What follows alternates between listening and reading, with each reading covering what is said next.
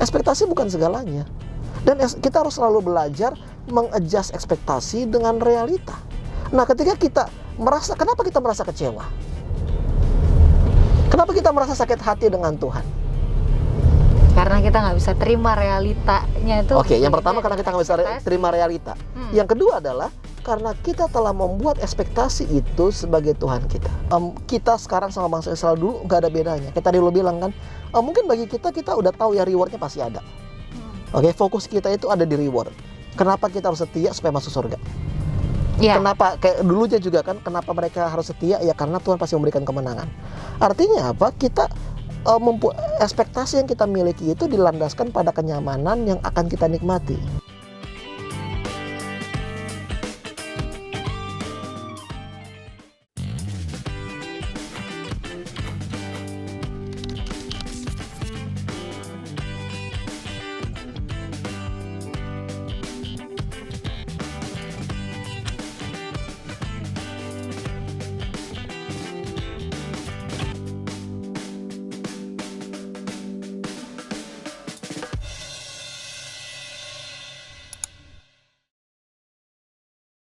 Oke guys, kita login lagi di Facebook. Dan tentunya kali ini kita bakal visit sebuah profile di Facebook yang habis curhat gitu ya di story-nya. Tapi sebelum kita jauh lebih lanjut, jangan lupa untuk subscribe channelnya Facebook, channelnya Hope Channel, dan nonton program-program Facebook berikutnya. Dan pada kali ini kita visit profilnya si tokoh ini nggak sendiri. Masih bersama dengan Pastor John. Hai Pastor John. Halo Gaby. Oke, masih nampak sehat dan bersemangat. Walafiat sih masih. Walafiat lah ya. Mudah-mudahan selalu walafiat ya. Amin. Nah, kita nih mau kasih tahu juga ini atas saran para pemirsa ya, para penonton, netizen sekalian nih, kita tetap menjaga protokol kesehatan dengan pakai masker, menjaga jarak, dan memakai seat belt supaya kita aman senantiasa dalam perjalanan ini. Kita emang udah berdoa sih ya, tapi tentu kan kita dikasih akal budi untuk menjaga keamanan dan keselamatan. Iya. Nah, kalau netizen yang budiman di rumah punya saran-saran nih untuk memperbaiki kualitas tayangan ini, atau juga ada yang mau ditanyain, boleh banget di komen di bawah. Dan semoga ya kita bisa mewujudkannya di episode berikutnya. Well, Pastor, Pak Pendeta, kita ini nih, ada netizen kirim story-nya seorang tokoh, profile Facebook-nya. Ceritanya di story-nya dia lagi marah-marah gitu. Marah-marah karena katanya Tuhan gak masuk akal banget, gak make sense gitu ya. Dia udah berdoa, dia udah meminta pertolongan dan bantuan, malah yang didapatkan tuh sesuatu yang bukan diharapkan, berkebalikan dari yang diharapkan. Nah, ciri-cirinya nih ya, sambil teman-teman di rumah juga atau dimanapun berada nebak siapa sih si profile yang kita mau visit hari ini. Well, dia ini yang pertama itu dia adalah namanya itu ya, namanya artinya adalah dekapan ya, atau so pelukan. Sweet. So sweet banget. So sweet memang artinya, tapi begitu lu dengar nama itu kayak nggak jarang, itu nggak sweet. Dan nggak pernah ada nama itu, gue tahu di antara teman-teman gue. Nggak ada. Di teman-teman gue juga, jangan kan teman-teman keluarga juga nggak ada. Jadi biarpun maknanya bagus, tapi karena namanya itu kelihatan kayak begitu asing, jadi nggak make sense. Iya. Tapi mungkin nanti anak pendeta yang kedua nama tengahnya mau dikasih nama itu. Enggak ya? Ya insya Allah kalau dia kedua nanti ya. Amin. Mungkin nama tengahnya ini kali. Dan yang menarik lagi, bukan saja artinya dekapan, tapi dia juga adalah seorang nabi dan penulis buku di Alkitab. Oke, ini mungkin biar clue-nya lebih dekat lagi, penulis di Alkitab kan banyak ya. Iya. Ada 66 kitab dengan sejumlah penulis yang besar gitu. Dan ini dia, kalau waktu SMP kita belajar segmen-segmen kitab gitu, ini masuk nabi kecil ya pendeta? Nabi kecil. Dan kitab ini adalah kitab yang sering dikutip di gereja-gereja sebenarnya. Betul, tertulis terpatri di mana? Di mimbar gereja. Nah, waktu visit profilnya si tokoh ini, yang terlintas memang itu ayat yang ada di mimbar. Itu ya, untuk berdiam diri lah. Pertama berdiam diri dan membuka HP. Itu sering terjadi. Oke. Tapi itu juga muncul juga sih di ini Gaby, di satu ayat itu yang di perjanjian baru. Apa tuh? Ditulis oleh Paulus. Paulus mengutip ayat ini, and the righteous shall live by faith. Orang benar akan hidup oleh iman. Itu diambil dari kitab ini. Diambil dari kitab Dari ini kitab ya. ini. Oke, dan kitab ini yang dikutip ini memang isinya itu bukan hanya cerita, bukan hanya sudut pandang penulis. Maksudnya bukan hanya menceritakan kayak tulis diary gitu, oh hari ini saya gini tapi ini percakapan yang dia Percakapan. tulis. Dan ini memang agak Dialog. unik ya, karena kebanyakan buku-buku nabi kecil maupun nabi besar itu biasanya ungkapan amarah Tuhan kepada umat Israel. Betul. Tapi kali ini sang nabi itu nggak marah, justru dia berbicara kepada Tuhan atas nama rakyatnya. Ini kayak baca chattingan ya, baca chattingannya si nabi ini dengan Tuhan. Iya. Seru banget sebenarnya. Gak pernah kita kan chattingan sama Tuhan. Iya. Nggak Wih, tahu Tuhan balas atau nggak kadang-kadang kan.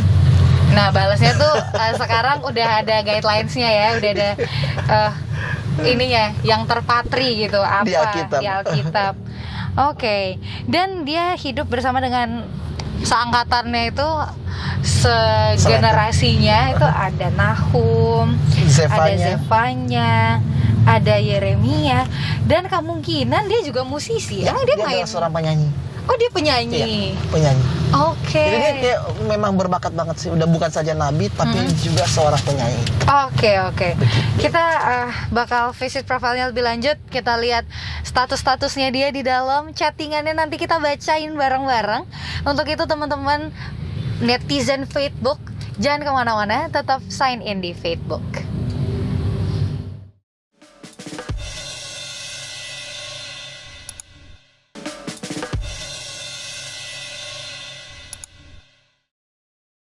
Kita masih sign in di Facebook dan kita mau visit profile. Tadi kita udah kasih tahu ciri-cirinya. Tertulis tuh di profilnya siapa dia, terus teman-temannya siapa aja. Kita udah lihat mutual friends-nya tadi ya. Ini dia sangkatan sama nabi-nabi kecil. Namanya adalah Habakuk. Tadi artinya apa pendeta? Dekapan. Wes so sweet banget sih namanya Habakuk ya. Gak punya kan teman namanya Habakuk? Makanya add friend sekarang. Habakuk, kita cari tahu. Nah kita mau makin kenal sama Habakuk, kita mau background check lah. Background check, tadi seperti dibilang waktu tebak-tebakan ya, bahwa dia adalah seorang nabi yang hidup pada zaman yang begitu genting. Kenapa? Karena pada waktu itu dua superpower yang ada, yaitu Mesir dan kerajaan Assyria, itu kalah oleh kerajaan Babel pada pertempuran Karkemish. Oke, Ya, itu momennya saat kapan ini?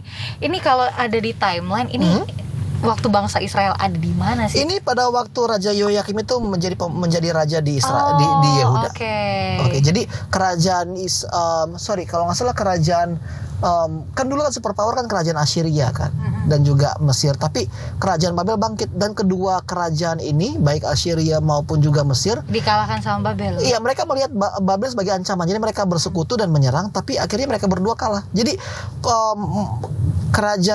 kerajaan Babel ini pertempuran Karkemish itu menjadi tanda bahwa ada superpower baru yang muncul. Jadi kalau kita mau bicara jujur, auranya itu terasa kayak sekarang, di mana tiba-tiba Rusia muncul menyerang Ukraina, dan kita nggak tahu dengan harga-harga naik kan, harga minyak goreng naik, terus harga apa lagi naik, kayaknya harga bensin juga naik sekarang ya di seluruh dunia, agak-agak naik. Jadi ada kemelut yang terjadi, Kayaknya ketidakpastian. ini malah akan terjadi di masa depan nih kalau kita bicara tentang nubuatan yang terjadi. Rusia bangsa besar, Amerika negara superpower, tapi katanya nanti ada satu tanduk kecil yang akan bangkit. Iya, kayak iya. Babel. Oke. Tapi biarpun memang kitab Habakuk itu terjadi pada waktu pertempuran Karkemish, tapi concern utama Habakuk itu adalah mengenai rakyatnya. Oke, what happened? Ini kan pertempurannya tidak melibatkan Israel. Pada waktu itu belum sih. Terus apa yang terjadi dengan Dan yang terjadi rakyatnya adalah gitu? kalau kita saksikan di dalam kalau kita sama-sama baca dalam Habakuk 1 ayat 1 sampai 4. Ada yang bisa baca, Gaby? Bisa. Ini ucapan ilahi dalam penglihatan Nabi Habakuk. Keluhan Nabi karena ketidaksetiaan. Ini chatnya Habakuk panjang banget sih, ya. Komplain ceritanya ke Tuhan. Atau ngobrol lah. Berapa lama lagi Tuhan aku berteriak tetapi tidak kau dengar. Aku berseru kepadamu penindasan tetapi tidak kau tolong. Ceritanya chatnya di-read doang gitu kali ya. Mengapa engkau memperlihatkan kepadaku kejahatan sehingga aku memandang kelaliman? Ya, aniaya dan kekerasan ada di depan mataku. Perbantahan dan pertikaian terjadi. Itulah sebabnya hukum kehilangan kekuatannya dan tidak pernah muncul keadilan. Sebab orang fasik mengepung orang benar. Itulah sebabnya keadilan muncul terbalik. Oke, jadi berbeda dengan buku-buku lain. Kalau tadi seperti Pak Pendeta bilang, buku-buku lain itu fokus kepada teguran, kepada amaran, kepada kayak hinaan lah kepada bangsa Israel. Tapi Habakuk enggak, dia berkata bahwa di dalam masyarakat Yehuda sudah terjadi ketidakadilan, ada ketompangan ekonomi di mana orang kaya bertambah kaya, orang miskin bertambah miskin, dan terjadi penindasan skala besar. Dia nggak tahan, dia berdoa, dia memohon kepada Tuhan, dia meminta penjelasan, tapi entah kenapa Tuhan respons nggak. Kayak tadi lo bilang, Tuhan hanya read doang.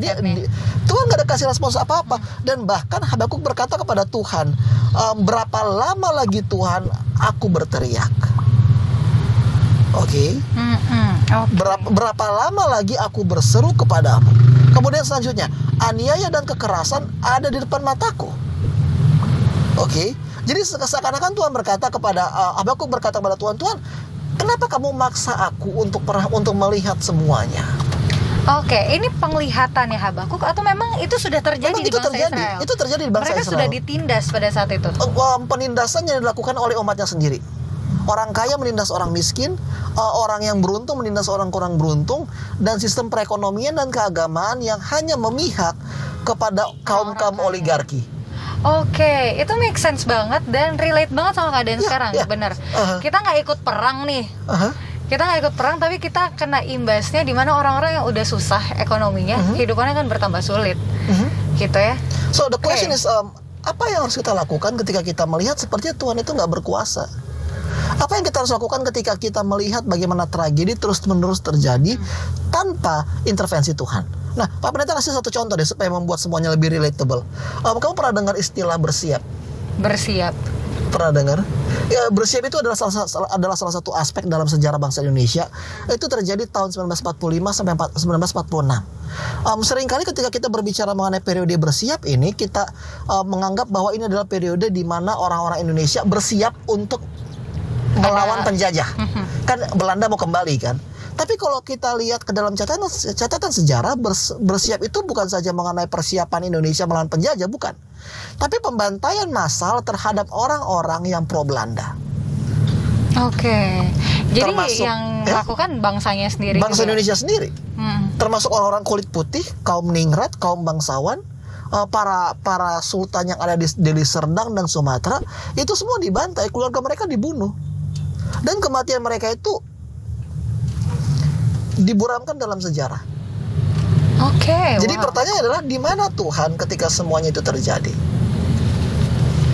Dan mungkin respons kita nggak akan sebijak Habakuk gitu ya. Mungkin kita udah marah gitu ya. Ya kita marah. Kecewa, ini menimbulkan kekecewaan tentunya. Jadi contohnya kalau kita lihat lagi di mana Tuhan ketika begitu banyak orang yang tertipu oleh afiliator. Kita mungkin memandang bahwa saya bukan korban kok, kenapa saya harus peduli dengan mereka? Tapi ada ketidakadilan loh. Di mana Tuhan ketika begitu banyak orang yang di PHK pada waktu COVID-19? Gimana kita bisa menjelaskan keberadaan Tuhan dan kuasanya? Oke. Apakah Tuhan masih bekerja? Atau walaupun tidak terjadi secara massal seperti ya kayak sekarang banyak orang yang di PHK atau zaman dulu banyak orang susah secara bersamaan karena faktor ekonomi, politik, perang, mungkin itu terjadi juga. Pertanyaan ini juga sering muncul dari struggle pribadi kita. Iya. Ya kan? Di mana Tuhan saat saya ditinggalkan orang yang terkasih? Di mana Tuhan saat saya membutuhkan pekerjaan, membutuhkan uang untuk keluarga saya, dan saya tidak mendapatkannya dalam waktu yang lama gitu kan? Dan gak semua orang bisa experience miracle atau keajaiban dalam hidupnya. Dan pertanyaan ini mungkin banyak what's in people's mind gitu. Ini yang ada di pikiran. Mungkin status Facebook teman-teman kebanyakan. Atau kalau kita bicara dalam konsep real, let's be honest kan, kita semua punya ekspektasi. Betul. Ya, kita punya semua punya timetable. Nah, Pak Pendeta mau tanya nih kepada Gaby dan juga teman-teman yang ada di rumah. Berapa banyak dari kita yang timetable dan ekspektasinya itu tetap jalan seperti biasa ketika pandemi terjadi, selama pandemi terjadi?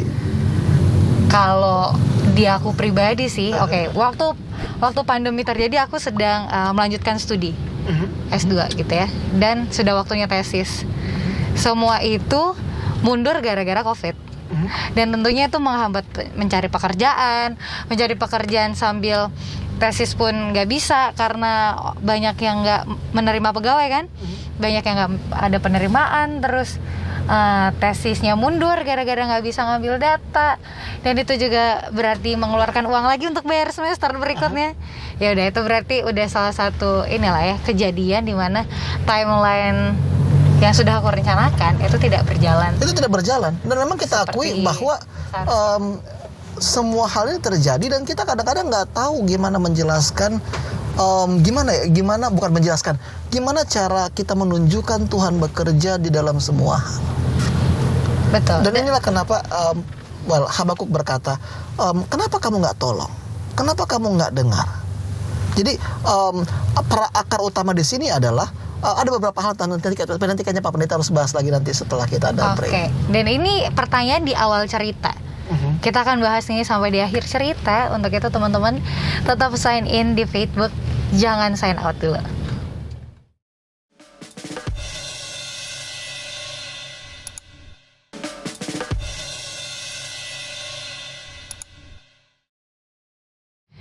Masih sign in di Facebook. Kita lagi visit profilnya Habakuk nih teman-teman. Tapi sambil visit profile kita nggak lupa juga untuk tetap prokes, tetap jaga keselamatan dalam berkendara. Semoga teman-teman dimanapun berada juga tetap seperti itu ya. Dan kalau misalnya nih teman-teman ada masukan, bisa reply, bisa komen di laman wall kita di Facebook kita. Kasih tahu dong apa yang teman-teman mau pelajari bersama-sama dengan kita di Facebook.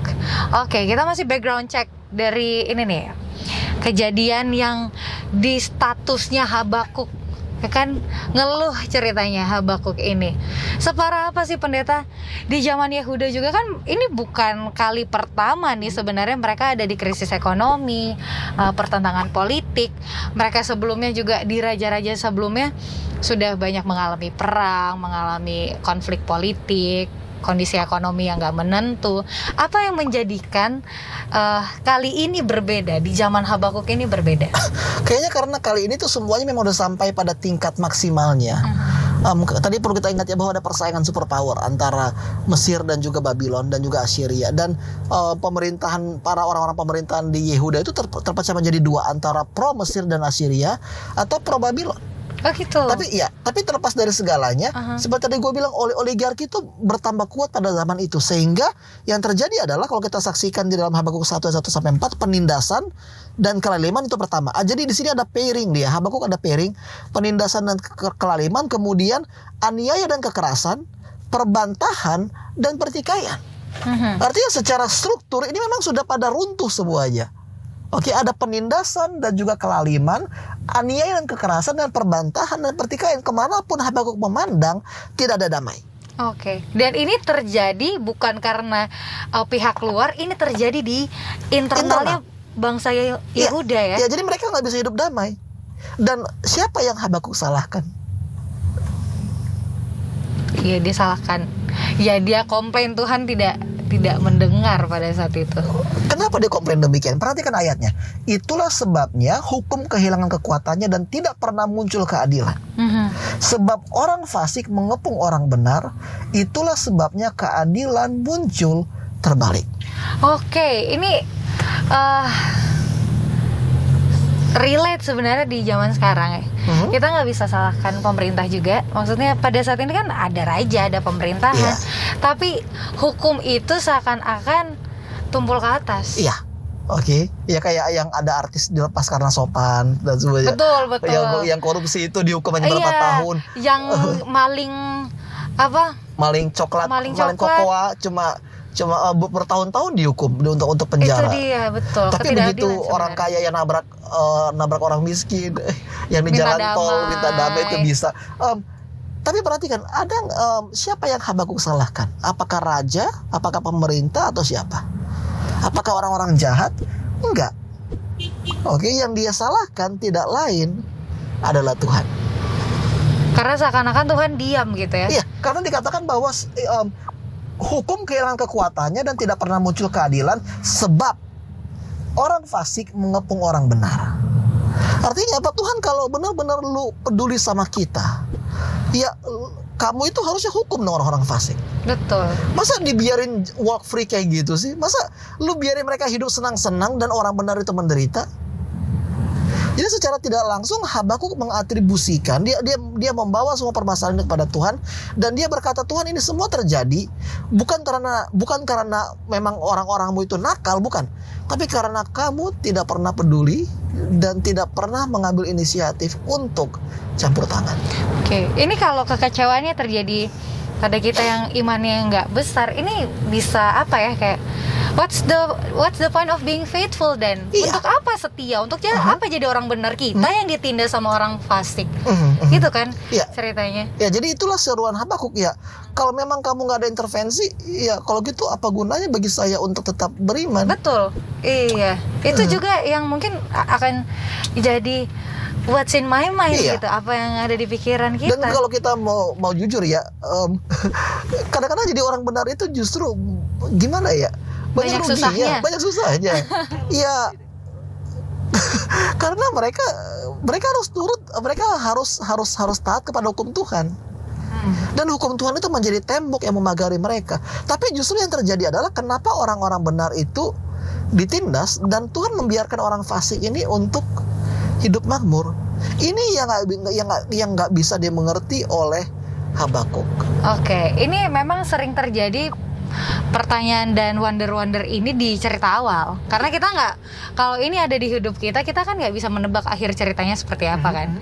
Tapi tentu awal cerita yang tidak menyenangkan ini memang menyebalkan sekali kalau terjadi di hidup kita. Memang seakan-akan kok Tuhan ninggalin kita ya, kok nggak ada untuk kita.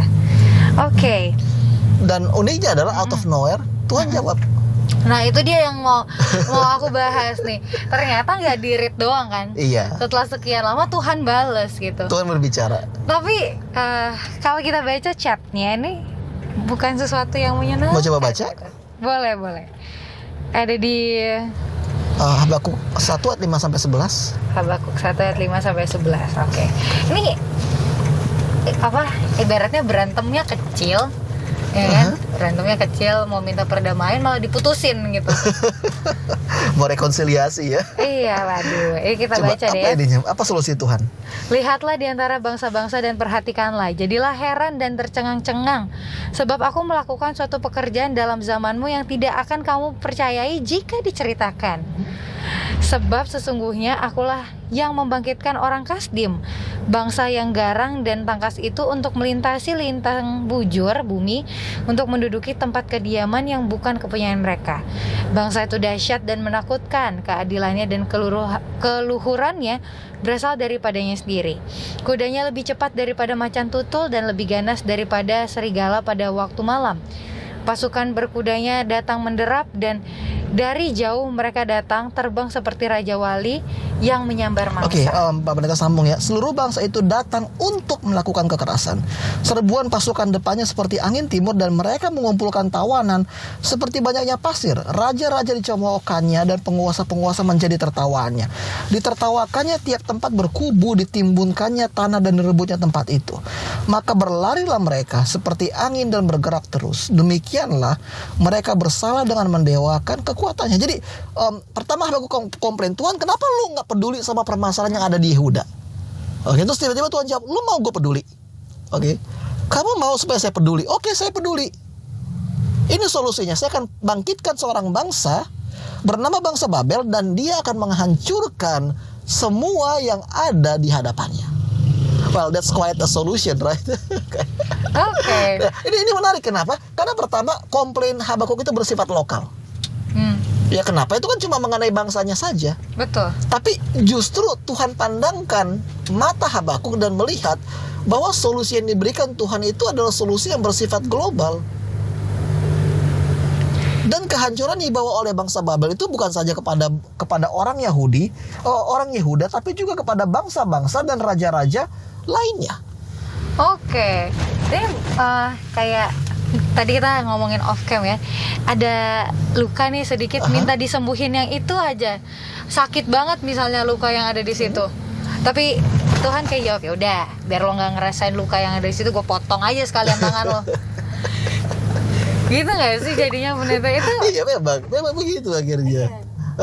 Jadi kayak kalau misalnya ya lu pernah dengar nggak sih kayak restoran yang nggak ekstrim gitu, yang mereka kasih makanan burger yang penuh kalori banget, dan semakin gemuk lo semakin banyak, semakin banyak semakin banyak kalori yang dikasih, semakin berlemak lagi makanannya dikasih. Pernah nggak? Terus ditanya, kenapa kamu buat gitu sama yang punya owner?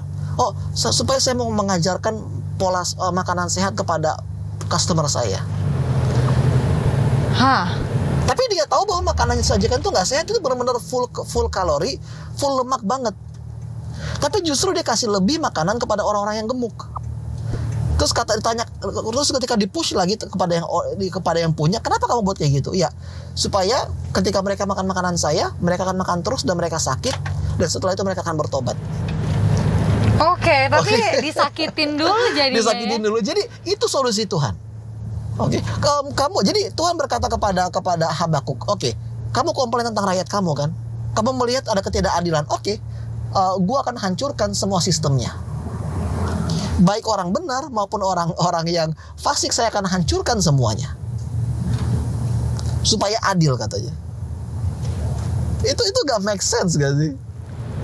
Nah, emang gak make sense. Ya, itu makanya ketika kita bicara lanjut lagi kepada jawaban Habakuk, coba baca lagi di ayat Habakuk 1 ayat 12. Nah, ini akhirnya Habakuk balas lagi lah ya chatnya. Bukankah Engkau ya Tuhan dari dahulu Allahku yang Maha Kudus, tidak akan mati kami, ya Tuhan. Telah Kau tetapkan dia untuk menghukumkan, ya gunung batu telah Kau tentukan dia untuk menyiksa. Matamu terlalu suci untuk melihat kejahatan, dan Kau tidak dapat memandang kezaliman. Sebentar Gibi. Jadi di sini tuh lu bisa ngerasa sih kalau Habakuk itu agak sinis. Dapat nggak? Yang pertama, bukankah Engkau ya Tuhan dari dahulu Allahku yang Maha Kudus? Oke, ini sinis ya ininya. Sinis banget. Tadi aku tuh membacanya kayak memohon sih, kayak bukannya Tuhan nggak bisa lihat yang kayak enggak, gini. itu dia bilang bukannya lo kudus ya? Kok tega-teganya lo mikir kayak gini? Salah intonasi aku baca dalam hatinya. Berarti dia sinis ya dia sebenarnya. Dia sinis. Kemudian dikatakan kalimat selanjutnya, matamu terlalu suci untuk melihat kejahatan dan engkau tidak dapat memandang kelaliman. Itu sinis banget. Tuhan nggak mau melihat kejadian itu gitu. Jadi seakan-akan Habakuk berkata, lu kan maha suci, kok bisa-bisanya lu buat rencana yang kayak gitu? Oke. It's kok not bisa-bisanya? It's not you. It's not you, God. It's not you. Contohnya nih misalnya ya, oke. Misalnya tiba-tiba nanti kalau lo punya rumah tangga, oke, dan lo punya anak. Tapi tiba-tiba anak lo itu nakal banget. Terus Tuhan berkata, oke lah, karena lo nggak bisa handle anak lo, oke, biarin aja lah anak lo itu tinggal sama Edo. Yang besarin Edo. Oke, gimana reaksi lo? Kayak ya diambil lah anaknya kan. Ya, gimana reaksi lo sebagai orang tua? Itu it's not a solution. Okay. It's not a solution that we hope for. Iya, tapi kan nggak make sense. Yeah. Masa hanya karena luka sekecil solusinya adalah amputasi? Kan enggak kan? Iya. Dan inilah yang membuat Habakuk itu begitu terkejut. Kalau gue suka selanjutnya ya, bukankah Engkau ya Tuhan dari dahulu Allahku yang Maha Kudus, tidak akan mati kami ya Tuhan. Kalau dalam bahasa Indonesia, we shall not die, we shall not perish. Itu kayak itu benar-benar Habakuk kayak benar-benar penuh defiant. Jadi biarpun engkau akan menjalankan hukuman, tapi kami tidak akan pernah mati, kami akan terus bertahan. Kemudian masuk ke ayat selanjutnya, mengapa engkau bisa baca? Mengapa engkau memandangi orang-orang yang berbuat khianat itu dan engkau berdiam diri apabila orang fasik menelan orang yang lebih benar dari dia? Selanjutnya, Engkau menjadikan manusia itu seperti ikan di laut, seperti binatang-binatang melata yang tidak ada pemerintahnya.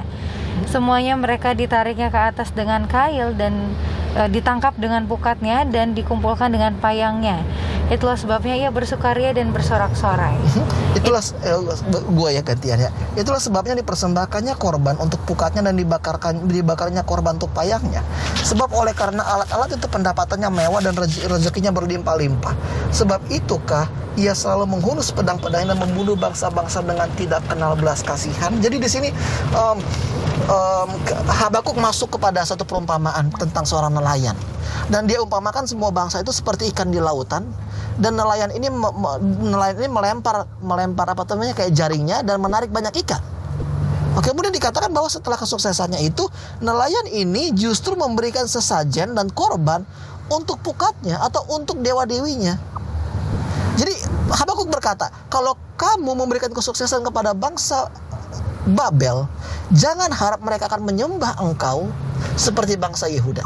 Dia malah akan menyembah kesuksesannya dan sendiri. alatnya gitu ya. Iya, jadi jangan harap bangsa Babel ini akan berubah setia. Itu adalah amaran dari Habakuk. It will not change them. Jadi Habakuk itu komplain sama Tuhan. Dia berkata bahwa rencana Tuhan itu bukan rencana terbaik. Oke, dan itu nggak masuk akal. Habakuk nih lebih tahu daripada Tuhan. Well, kita akan membahas lebih lanjut lagi ya. Netizen yang budiman, Facebook dimanapun berada, jangan kemana-mana. Kita akan kembali lagi di segmen berikutnya, tetap di Facebook.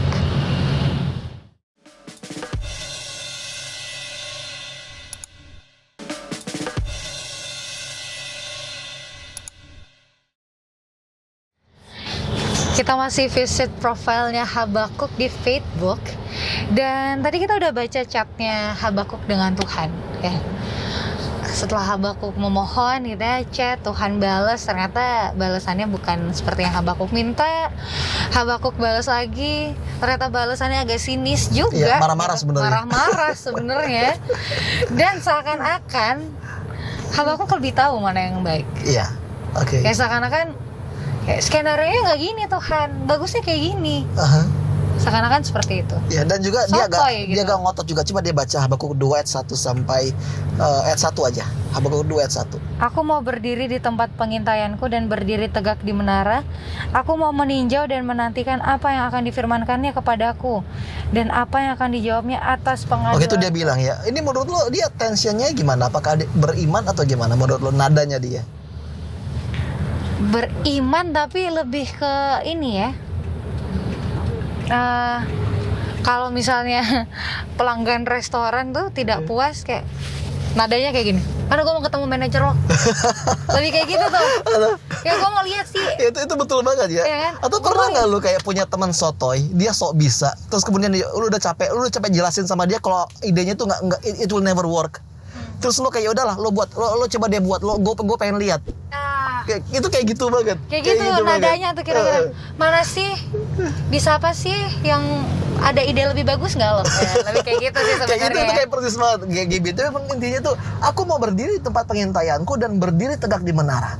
Aku mau meninjau dan menantikan apa yang akan difirmankannya kepadaku. Dan apa yang akan dijawabnya atas pengaduanku. Dia memang kayak di antara boundary, di antara batas antara jengkel, beriman, kecewa, percaya. Nah, uniknya adalah kita sering menganggap bahwa iman itu nggak bisa koeksis dengan keraguan. Ternyata bisa. Well, bukan itu aja. Bukan saja iman bisa koeksis dengan keraguan, tapi kasih karunia juga bisa hadir bersamaan dengan rasa takut. Jadi iman Habakuk itu bukan satu hal yang sempurna.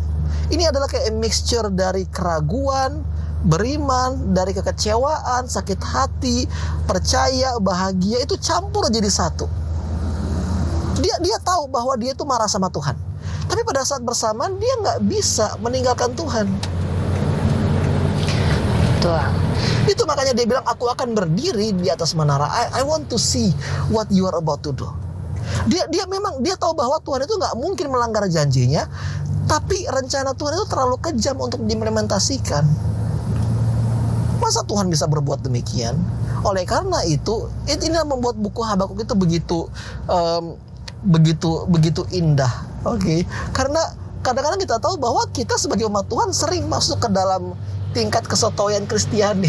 Betul, benar banget. Ya, kayak tadi gue bilang kan, well, we all have timetables, we all have criteria, oke? Terutama kalau dari segi jodoh ya. Nggak tahu kalau Gaby, kalau Pak Pendeta dulu punya begitu banyak kriteria yang cukup tinggi, harus pintar main piano, harus vegetarian segala macam. Itu kriteria Pak Pendeta. And somewhere along the way Tuhan kirimkan orang-orang untuk membawa patah hati, untuk membuat gue kecewa. Dan Tuhan kirimkan orang-orang juga untuk supaya gue belajar bahwa kriteria gue itu terlalu naif. So, kita sering melihat ya bahwa semua halangan dalam kehidupan, semua gangguan-gangguan itu adalah cobaan dari setan. Iya kan? Adalah cara Tuhan untuk memurnikan kita. Tapi it's not just about purifying yourself, it's about adjusting your expectation. Karena kita kadang-kadang kita punya kriteria nanti, oh Tuhan pasti pengen karir gue begini. Tuhan pasti pengen hubungan gue nanti sama keluarga kayak gini. But what if the solution that God brings to you is far different from what you expected? Oke. Ini menimbulkan pertanyaan.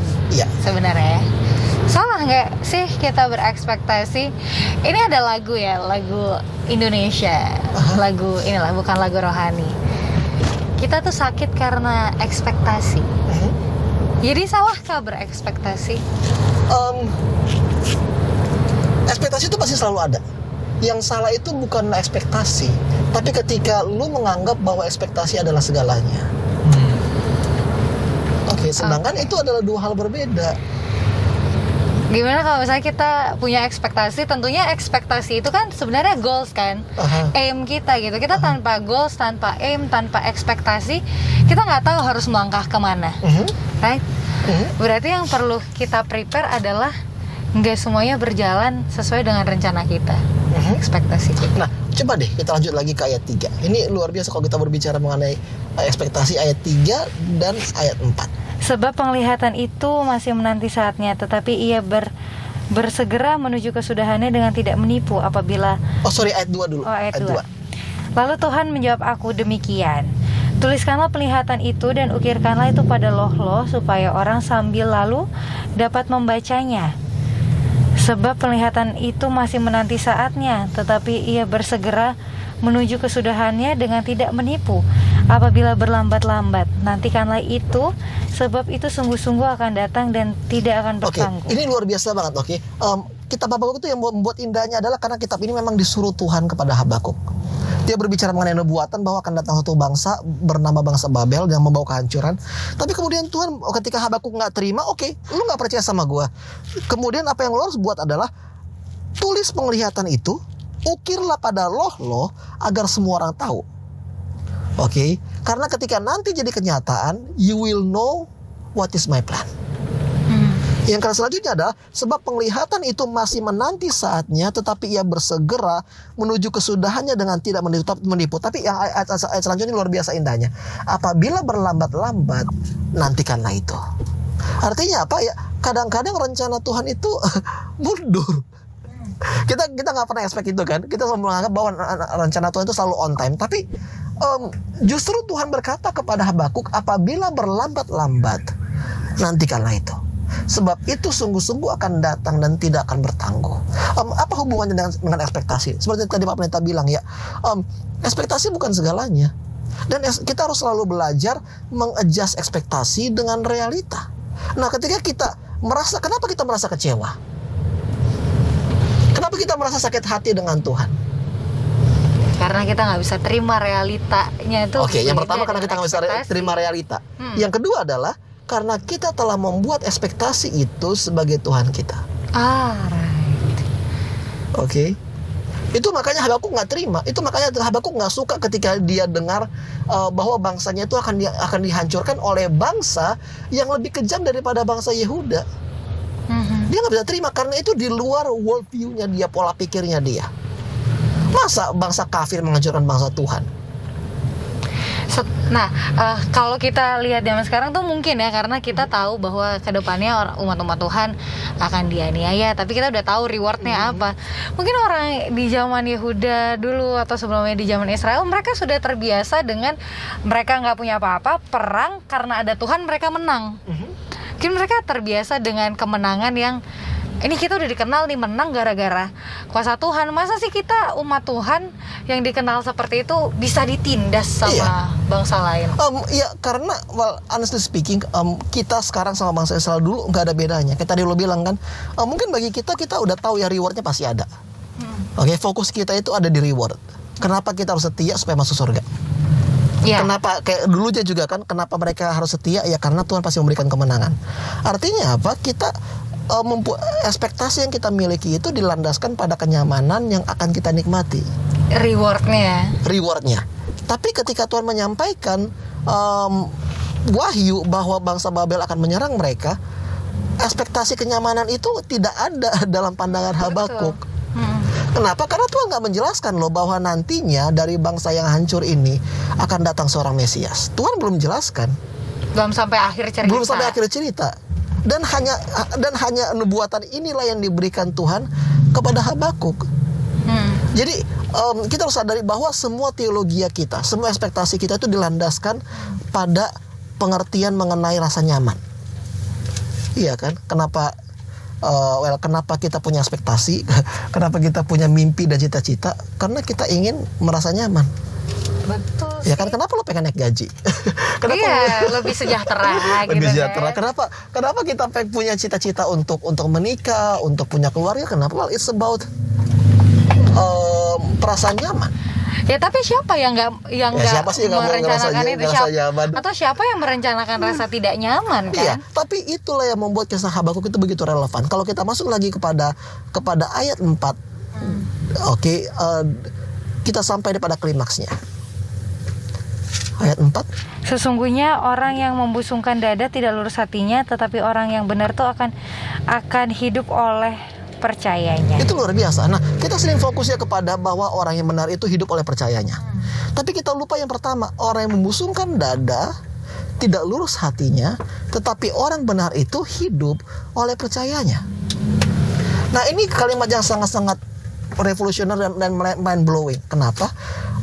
Menurut kamu sulit nggak sih untuk hidup dengan percaya?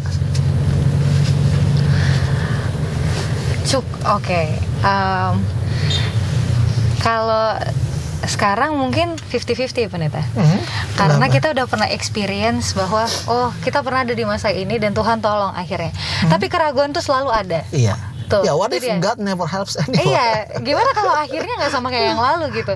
Dan keraguan itu ada bahkan di hal-hal yang terkecil gitu. Kita punya masalah, mungkin gak terlalu besar, tapi kita udah mengeluh tanpa kita sadari sebelumnya Tuhan pernah tolong. Tapi keraguan di awal cerita itu kayak contohnya pasangan lah ya. Kita udah pernah nih mengalami putus sebelumnya dengan pasangan-pasangan sebelumnya, tapi tetap aja ketika kita mengalami hal itu lagi, kembali muncul keraguan dan mungkin kekecewaan sama Tuhan. Kenapa bukan dia? Kenapa harus kayak gini lagi? Kenapa harus ngulangin prosesnya lagi ke depannya? Gimana kalau nggak ada yang sebaik dia? Gimana kalau kita nggak menemukan pasangan? Maksudnya ya itu dia, percaya masih ada, tapi itu dia, keraguan tuh selalu mengiringi. Iya, dan memang itulah alasannya kenapa Habakuk berkata, Tuhan berkata kepada Habakuk bahwa orang benar akan hidup oleh percayanya. Kenapa? Artinya ekspektasi itu telah di reshape atau telah dibentuk ulang dan telah di-adjust oleh iman. Dan seperti apa ekspektasi yang telah di-adjust oleh iman? Comfort is not your top priority anymore. Itu tanda-tanda utama. Kenapa? Karena orang-orang yang sombong itu orang-orang yang gak lurus hatinya. Apa artinya? Hati mereka itu akan selalu ditentukan oleh profit yang mereka dapatkan. So when profit is king, then everything is permissible. Lihat kan Paris Fashion Week baru-baru ini kan. For some influencers it is justified. Itu bagi mereka itu it's ethically okay untuk ya kayaknya kita terlalu jadi gibah ya itu ya. Tapi bagi beberapa orang itu permissible. Oke, kalau kita lihat wajar-wajar aja itu wajar-wajar aja. Tapi kalau kita pikir ulang, isn't that deception? Tapi yang dikatakan oleh Tuhan kepada Habakuk adalah the just shall live by faith. Ya, tadi Pak Pendeta bilang, if you live for God, then your expectation will always be aligned with the plan of God. Kayak gue bilang gitu, well I know that kan dengan background lo, okay, you must have big dreams for yourself, itu pasti. Tapi what if nanti pada akhirnya you will live in obscurity? Can you handle that? Kamu itu bakal nggak menjadi siapa-siapa? Lu bakal puas nggak? Kalau misalnya hidupnya masih pakai ekspektasi, iya, itu nggak akan puas. Itu nggak akan gitu puas. Kan? Makanya penekanannya penting banget bahwa orang-orang benar tuh harus hidup karena percayanya, karena nggak ada yang tahu ujung ceritanya seperti apa. You'll never know the end. For example, ya kayak kisah Musa. Menurut kamu, ketika Musa hidup di padang belantara selama 40 tahun, dia pernah mimpi nggak sih bakal kembali ke tanah Mesir? Sama sekali nggak ada ekspektasinya. Dia pikir dia itu udah habis karirnya. Tapi Tuhan panggil dia. Tapi nggak semua orang mempunyai ending yang sama. Gimana dengan orang-orang seperti siapa ya? Seperti Lea. Oke. Gimana cara kita mengerti kisah dari Bathsheba? Atau Yohanes Pembaptis, oke. It's a bad ending for them. Tapi kita baru mengerti nanti lebih jauh lagi. Jadi ketika Tuhan berkata kepada Habakuk, the just shall live by faith. Dia berkata, you need to adjust your expectation. Jangan so tahu. Jangan so tahu. Kita nggak ada yang tahu endingnya kayak gimana.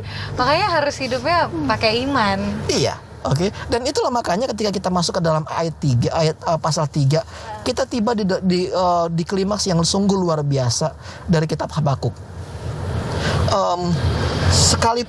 Sekalipun pohon ara tidak berbunga, pohon anggur tidak berbuah, hasil pohon zaitun mengecewakan, sekalipun ladang-ladang tidak menghasilkan bahan makanan, kambing domba terhalau dari kurungan dan tidak ada lembu sapi dalam kandang, namun aku akan bersorak-sorak di dalam Tuhan, beria-ria di dalam Allah yang menyelamatkan aku.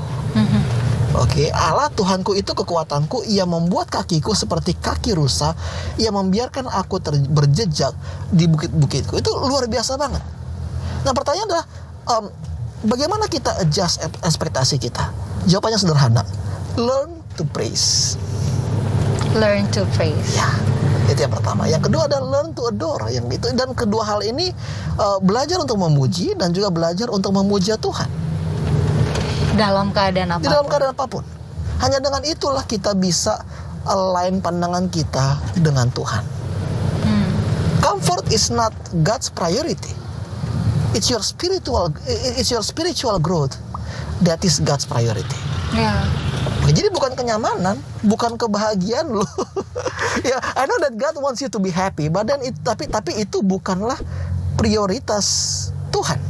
Oke, karena standar happy-nya kita dengan happy-nya Tuhan beda itu banget. Jauh banget. Kadang ya yang membuat kita happy bukan sesuatu yang baik untuk kita mungkin di pandangan Tuhan. Well, ada ini sih.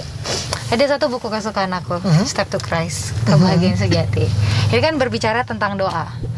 Doa permohonannya Habakuk, doa di pasal 3 ini, kata-katanya doa itu nggak menarik Allah turun kepada kita gitu. Dalam artian bukan Allah yang akan menyesuaikan kehendaknya dengan ekspektasi kita, tapi doa itu membawa kita naik kepada Tuhan. Yang artian kita harus, we have to put down our expectation. Kalau nggak, kita nggak bisa naik. Itu akan tetap menarik kita ke bawah, dan akhirnya kita nggak sampai kepada pandangan Tuhan. Kayak kita kan harus lihat dari atas supaya kita lihat the bigger scene, seperti apa sih yang Tuhan rencanakan. Tapi kalau ada ekspektasi yang membebani kaki kita bahkan saat kita berdoa, disitulah mungkin kita nggak bisa lihat apa sih rencana Tuhan yang lebih besar daripada ini. Dan Habakuk sepertinya sampai akhir, walaupun nggak jelas pemandangannya Habakuk di penglihatan ini, tapi Tuhan tetap memberikan janji nggak Pak Pendeta? Tetap pada Habakuk. Tetap. Dan janjinya itu the just shall live by faith. Itu janji yang paling terutama.